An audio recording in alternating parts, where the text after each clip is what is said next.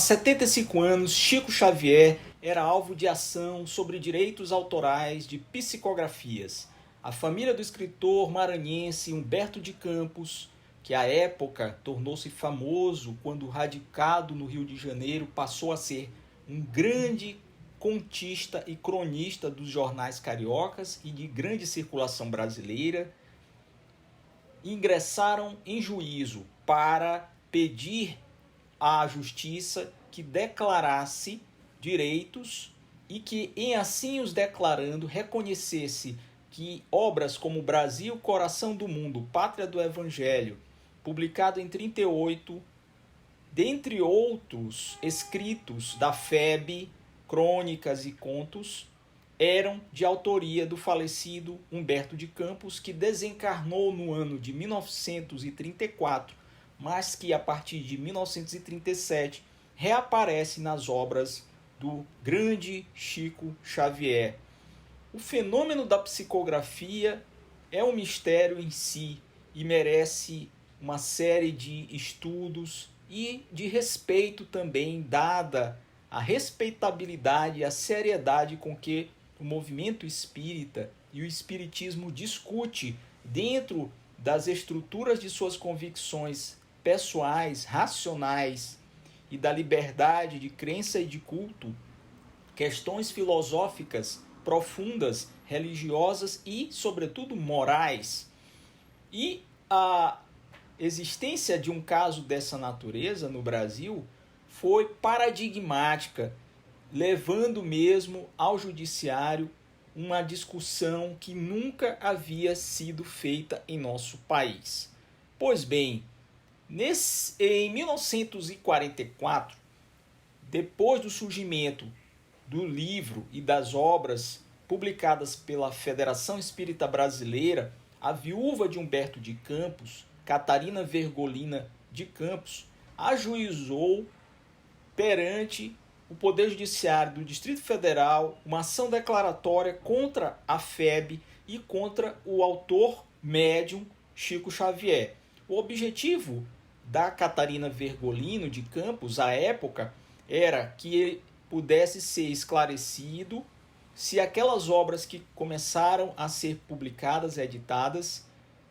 eram, de fato, ditadas pelo seu falecido esposo. E caso o judiciário comprovasse a autoria dessas obras de caráter espírita, ou seja, por alguém que não era mais fisicamente existente, ela reclamaria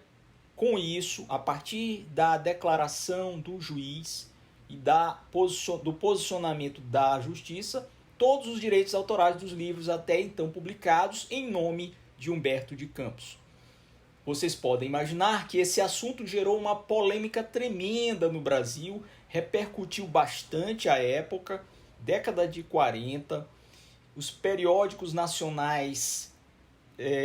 falaram muito a respeito, e o caso acabou transformando-se também num livro do advogado Miguel Temponi, que foi quem atuou na defesa de Chico Xavier e da Federação Espírita Brasileira, chamado A Psicografia ante os Tribunais. Inclusive, eu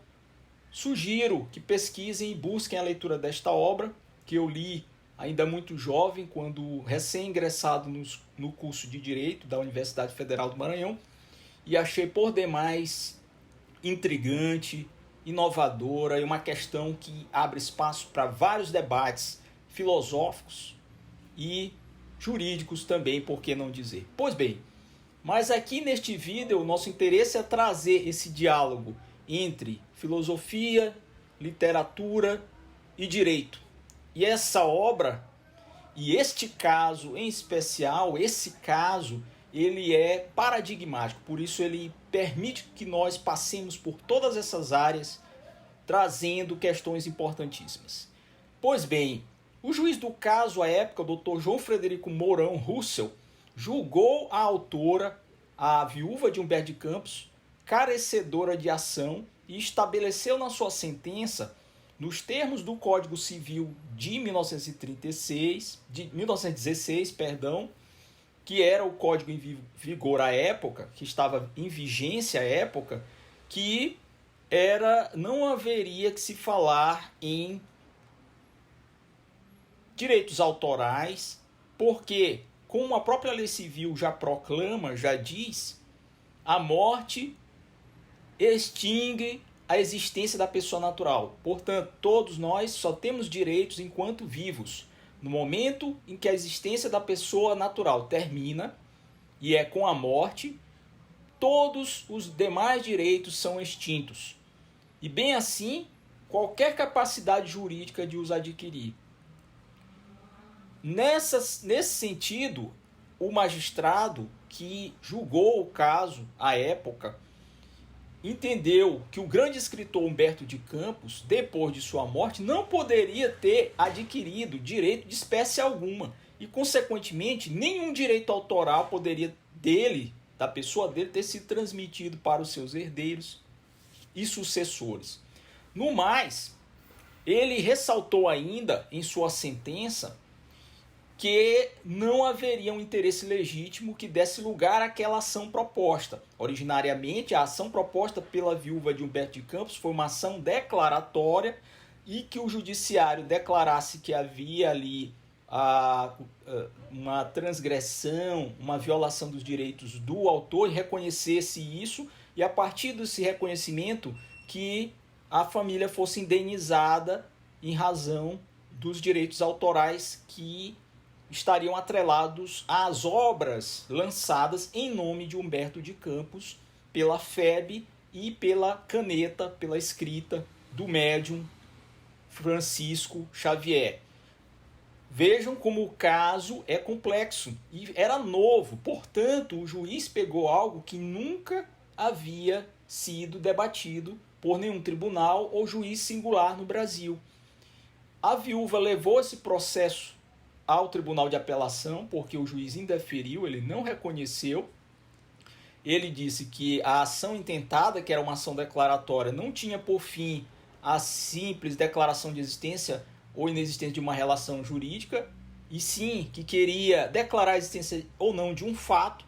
e que da forma como fora formulada, a petição inicial, era uma mera consulta ao judiciário para que o juiz dissesse se era sim ou não aquele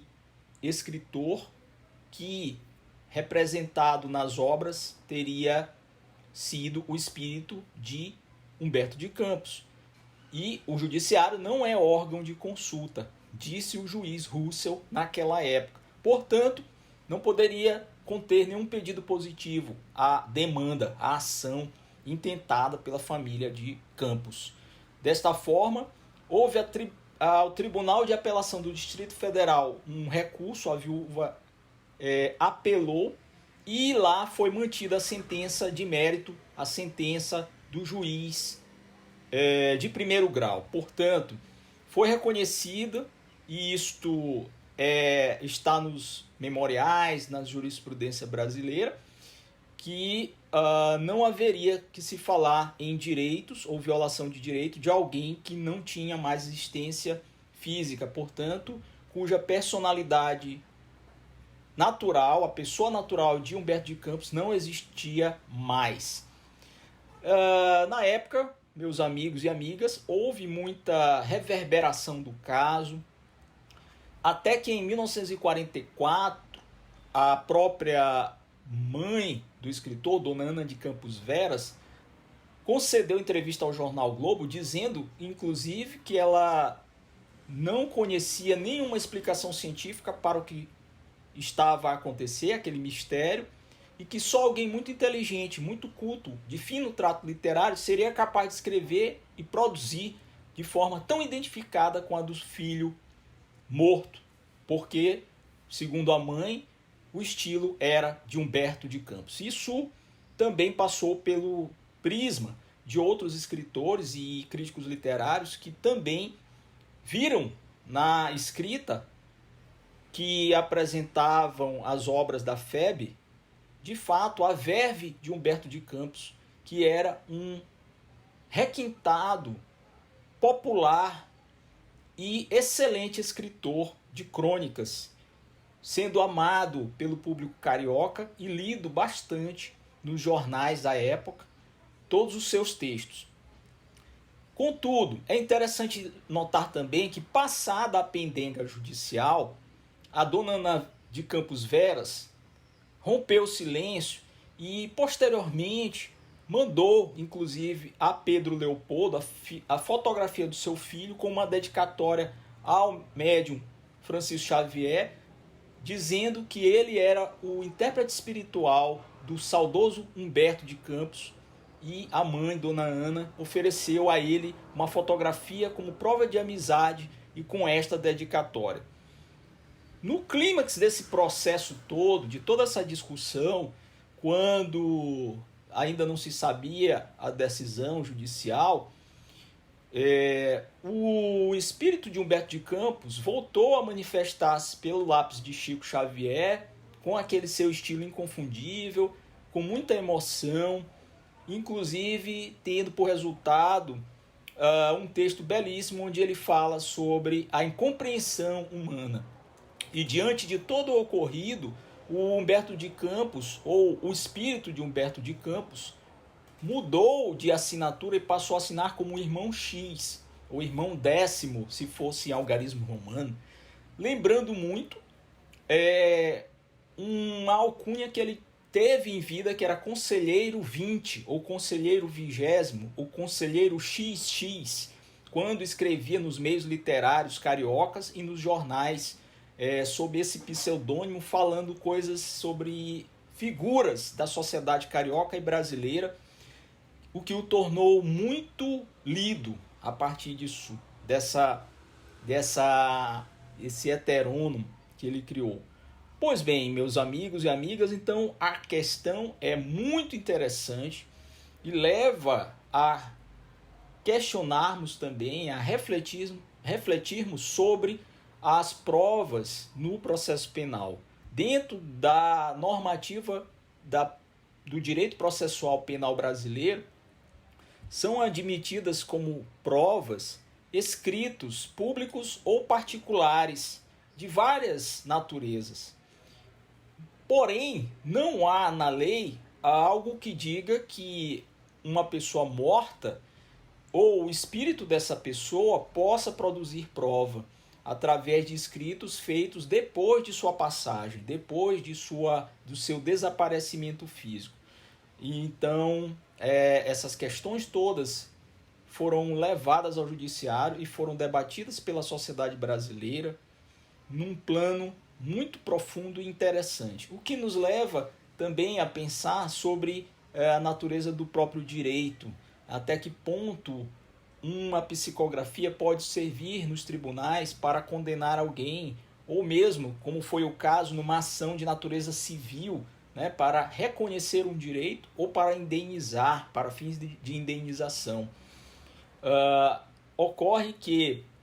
o direito positivo brasileiro não reconheceu como prova de que era o espírito dele que estava ali, porque a pessoa física dele já não existia mais, portanto seus direitos haviam sido extintos. E a questão da personalidade, ela se encerra com a morte.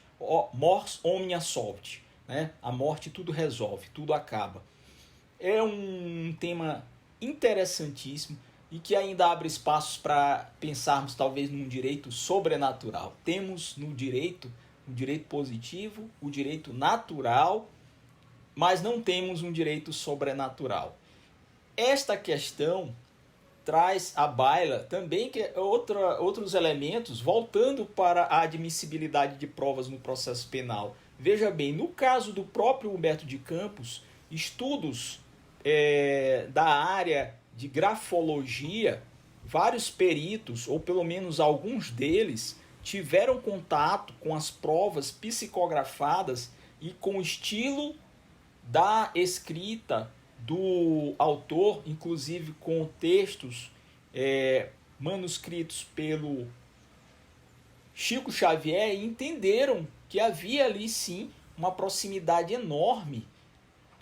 do que era a assinatura, que era a assinatura do próprio autor. E, como já citei anteriormente, críticos literários também deram um aval dizendo que aqueles textos eram ou continham a verve e a estilística escrita do Humberto de Campos, que é esse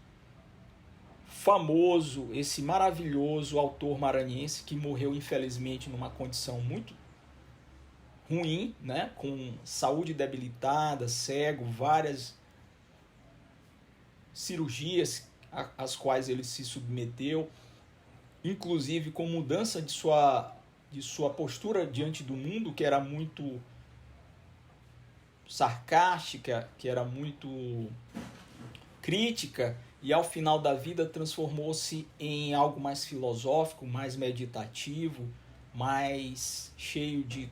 compaixão e humanidade, e isso refletiu-se também nas obras do Além-Túmulo, trazendo à baila uma série de escritos belíssimos que hoje fazem parte da melhor bibliografia da FEB e de muito daquilo de bom e de maravilhoso que saiu da pena e da mão e da caneta, do lápis do nosso Chico Xavier. Eu trouxe à baila essa questão porque, como vocês veem, ela congrega filosofia espírita, vida após a morte, direito à prova, prova no processo penal brasileiro, direito positivo, direito talvez até sobrenatural, que não existe, e a questão literária. Ou seja, a prova judiciária tem como interesse e intento principal reconstruir fatos investigados no processo. E, com isso, buscar a verdade dos fatos tal como ocorridos. Naquela circunstância não foi possível, em que pese o reconhecimento do estilo do autor por vários especialistas e por estudos grafotécnicos, estudos de grafologia, não foi suficiente para que o judiciário entendesse que ali havia a presença de um portador de direitos que tivesse sido violado. Dessa forma, as obras continuaram, o espírito de Humberto de Campos mudou de alcunha e transformou também ao longo do tempo, já que ele aparece 3 meses depois de seu desencarne, quando o Chico Xavier recebe as mensagens que psicografa e que transformam-se em obras literárias, e ele transforma-se com o tempo, ele apura-se, ele aprimora-se e muda a forma de escrita, transformando os textos que já eram bons e de qualidade literária em textos de profunda meditação e de espiritualidade mais enriquecida. Então, amigos e amigas, este vídeo teve como intuito trazer a memória do nosso escritor maranhense Humberto de Campos, que foi escorraçado do Maranhão, era muito criticado pelos próprios conterrâneos, mas teve o seu reconhecimento em terras do Rio de Janeiro e era muito lido também na Bahia, em outros estados, quando escrevia para jornais de grande circulação das décadas de 30 e de 20. E trazer também um aspecto diferenciado num debate jurídico. Nem sempre vamos encontrar questões dessa natureza dentro do direito pátrio, que é por demais positivista e não é ligado a questões que envolvam temas de natureza, digamos, sobrenatural. Ainda assim, já houve, e aí nós vamos encerrar o vídeo e não vamos entrar nessa temática porque daria origem a um novo vídeo mais longo. Já houve um caso em que alguém foi condenado por um homicídio em júri ao ser levada como prova a psicografia da vítima, que fora recebida por um médium e lida e juntada aos autos. Quero crer que foi em Goiás, já há muitos anos. num crime sem testemunhas, ou seja, onde havia dificuldade de fazer prova, e o juízo, o tribunal do júri, o tribunal de sentenciante, o tribunal popular, condenou o acusado com base no que o próprio espírito da vítima disse sobre quem era o real autor, inocentando assim a figura de um amigo seu que tinha sido levado ao júri, que talvez fosse vir a ser condenado injustamente, não tendo sido ele de fato o autor do homicídio da vítima. Ficamos por aqui, aguardo vocês em outros vídeos, compartilhem, inscrevam-se no nosso canal, deixem seus likes e comentários.